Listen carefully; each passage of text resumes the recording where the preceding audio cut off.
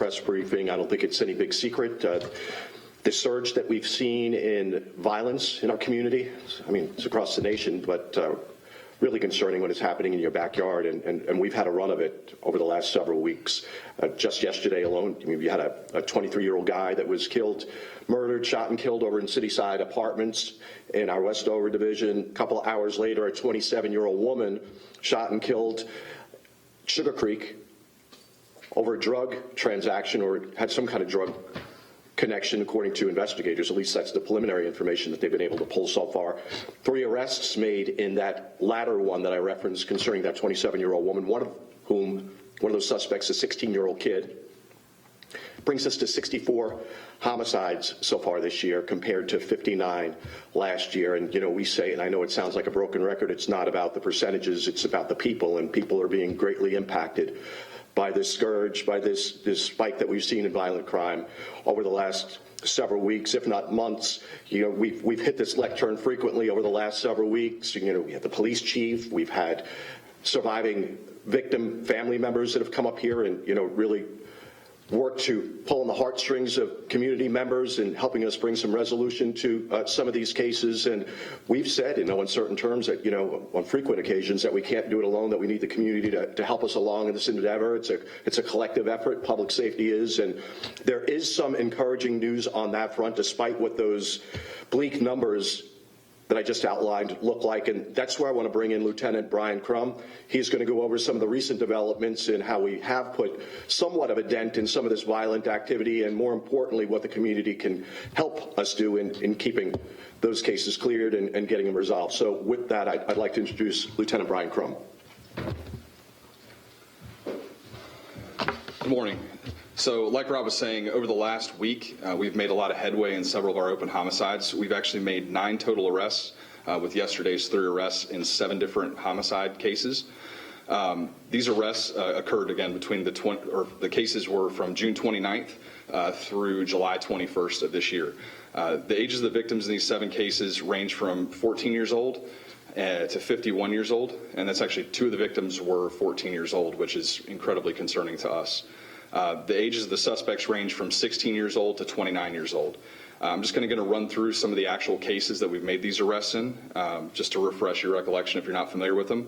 On the July 14th, a 25-year-old was arrested in the death of Mr. Alan Smith. This homicide occurred on July 11th at the BP gas station on East W.T. Harris Boulevard.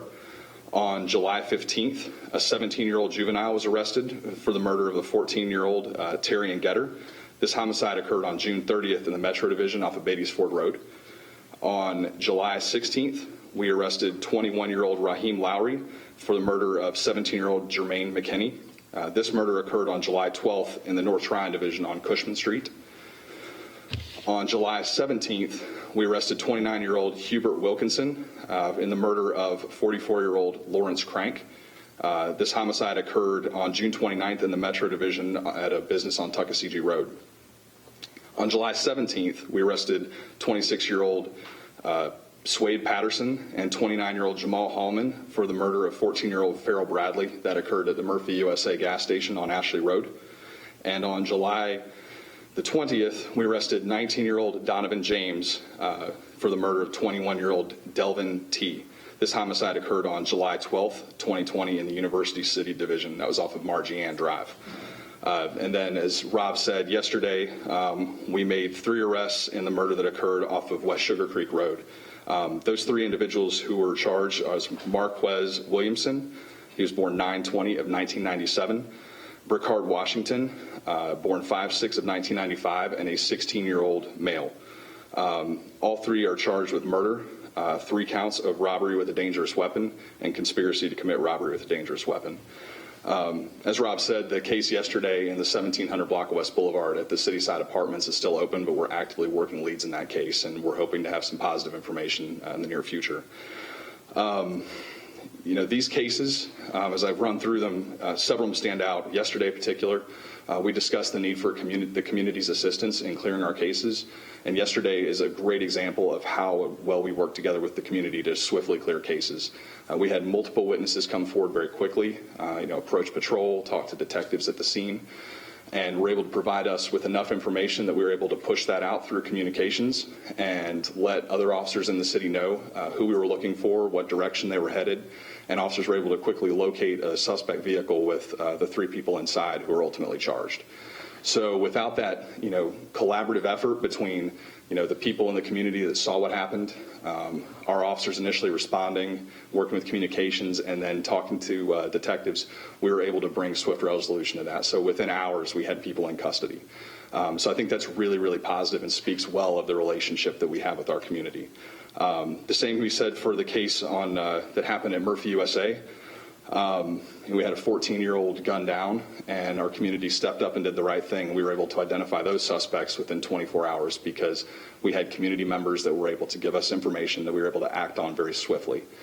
So while we always need help, we have numerous cases still open this year, and we still want people to come forward and contact us, either directly through Crime Stoppers at 704-334-1600 or our tip line at 704-432-TIPS. We still need that information to close those cases because we're still working hard on those. We hope to have some positive information to share in some of those cases, but we always need more information. So we'd like to continue to be able to provide closure to our families. You guys have any questions? Rob indicated that the West Sugar Creek Road incident may have been drug-related. Can you talk about that? I can't get too far into detail because obviously it just occurred and we've just made those arrests. I can tell you that there was evidence that there was some drug activity associated with that, and we believe that may be a potential motive in that. As I said, the 3 people are charged with robbery, but I really can't get much further into it just because we're still interviewing people in that case. Do you know the victim in that case, that woman, was she a bystander or was she involved in whatever incident? We believe that she was involved with what was occurring, but that she didn't deserve what happened to her. So I want to be clear that she is a victim in this situation. She didn't do anything to bring this upon herself, but she was participating in what's going on. She wasn't a bystander.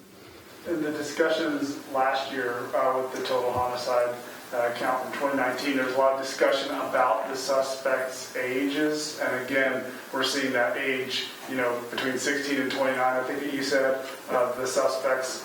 What is being done with that data and how are you all looking at that aspect of it? That we're kind of seeing that trend repeat itself, and I know the city and you all have been working to try to get to folks in the community to prevent, that age group from getting involved in this. Sure, and I think that, like the community, we're really concerned about it. It's really a troubling trend when we see, kids, victims, 14 years old, suspects 16 years old. I mean, these are kids that are getting involved in very adult decisions. So it's really troubling for us, not just as cops, but as people.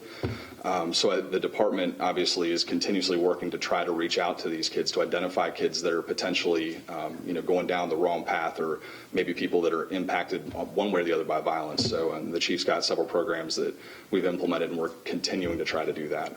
But I think more importantly than just what the department's doing, it's something as a community that we need to get together to do, to talk about and try to intervene when we see kids headed that direction, because it's really troubling to see kids that young involved in this kind of stuff. This might sound self-serving for the community, but do you know how much money has been paid out to people who send in tips? When they say X amount of money for a tip? So not off the top of my head, I'm sure we can get that information for you. Crime Stoppers is kind of it's an entity that we work with, but as investigators, we receive tips and we send the response out. So they're anonymous when they come in. We just send a response to say, yes, this information was useful and it resulted in arrest, or no, it wasn't. So we don't really have any feedback beyond that. And it's good because it keeps people truly anonymous. I know a lot of people think that, we've got some way of identifying you. As investigators, we have no idea who that person is from beginning to end. So our Crime Stoppers people can probably get you that number. I know we have paid out on tips. I know that we have had tips that were very productive for us. How many cases remain open? 17. So our clearance rate is at about 71.7%, which is about 10% above the national average. We've cleared 43 cases this year, so we got out of 60 total cases, that's actual homicide cases, 17 are open. You mentioned that a lot of these bystanders or people who were in the area at the time were able to help you as far as catching those witnesses. Is it safe to say these things are happening when a lot of people are around?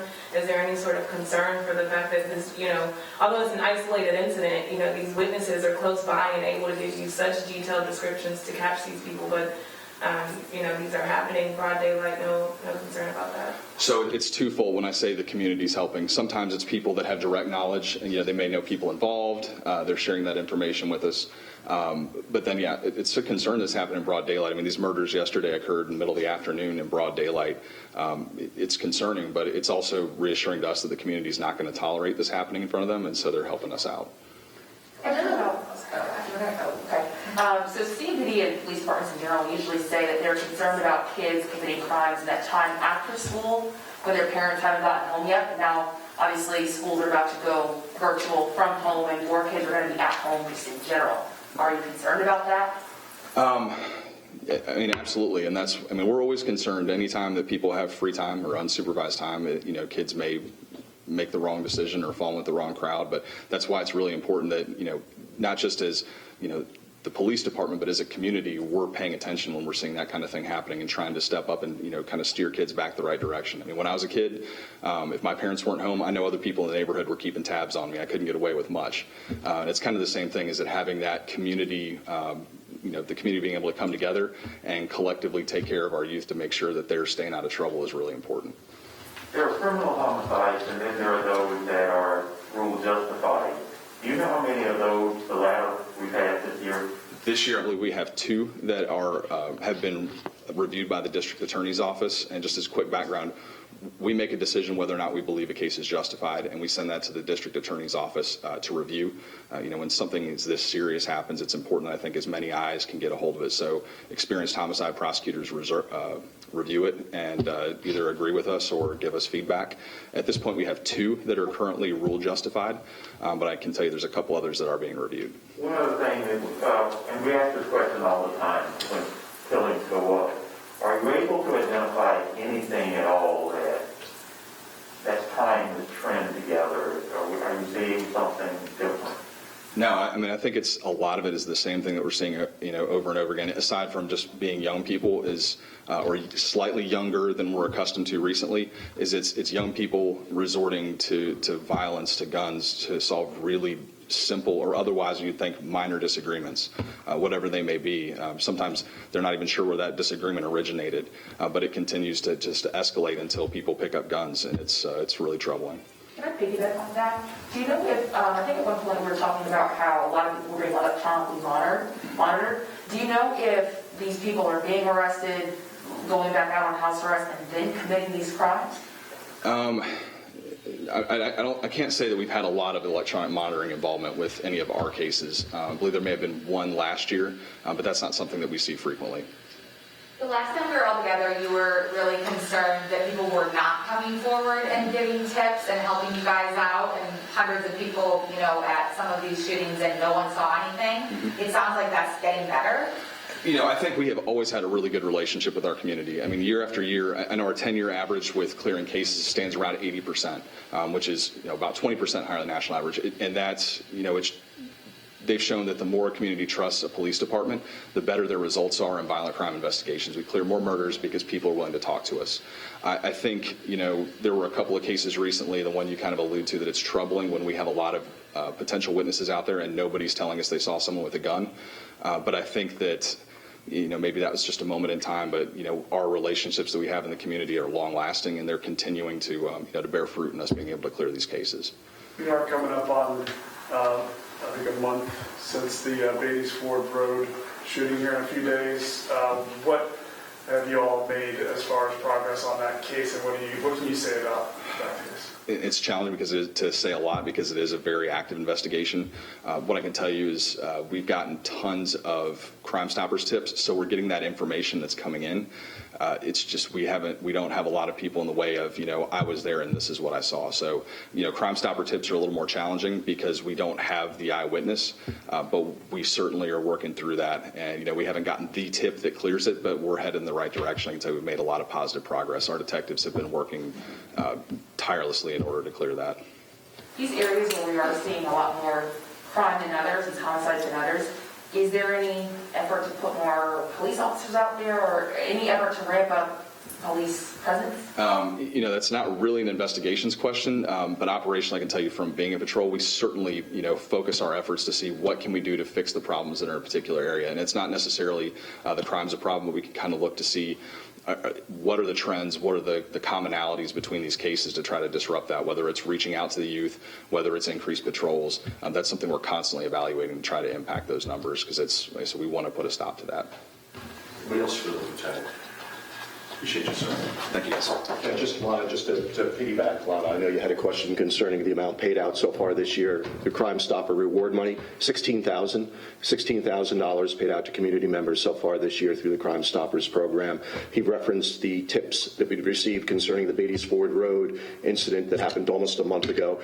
More than 40 Crime Stoppers tips have come in on that. Not the tip that we need to this point to get them across that finish line and get anyone in handcuffs, but we encourage anyone who has any information on that Beatties Ford Road situation or any of the other 17 unsolved homicides that we have so far this year in our jurisdiction, up to a $5,000 reward, $5,000 in cash to anyone who could provide information that would allow us to clear any of these 17 unsolved cases in the community. He also referenced the 3 arrests coming off of the Sugar Creek homicide from yesterday. I'd encourage everyone to keep an eye on the inboxes.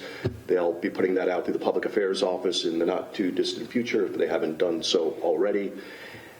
Anything else for the greater good before we part company and head back out into the heat? Can you give us the lieutenant's name and title? Sure, it's Lieutenant Brian, B-R-Y-A-N, Crum, C-R-U-M, Violent Crimes Division. And I know CMPD has community efforts that work with kids. I know a lot of it's via Zoom these days. Yeah. Are there efforts to really make sure that that's still going on, or ramp it up in any way to keep these kids out of trouble? Yeah, we've made our adjustments, given where we are right now with the public health crisis that's impacting all of us. A lot of that programming that you just referenced when it comes to engagement with the children has morphed, has shifted into virtual programming, and we're trying to keep a steady presence there, especially now in the summer, with children having a lot of things to do and not a lot of places to do it, with everything being closed. So it's arguably as important as it's ever historically been for us to keep that engagement up, and that's what we're doing. We're just having to find creative ways to go about doing it. Everybody all right? I appreciate everybody. See you next go around, and again, keep an eye on those inboxes and we'll get that updated information. Thank you, Lindy.